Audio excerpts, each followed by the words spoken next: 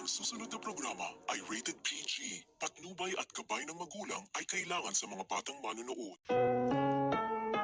Ang susunod na programa ay rated PG. Patnubay at gabay ng magulang ay kailangan sa mga batang manonood. Ang susunod na programa ay rated PG. Patnubay at gabay ng magulang ay kailangan sa mga batang manonood.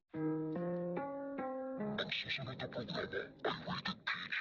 Patnubay at gabay ng magulang ay kailangan sa mga batang manonood. Ang susunod na programa ay rated PG. Patnubay at gabay ng magulang ay kailangan sa mga batang manonood. Ang susunod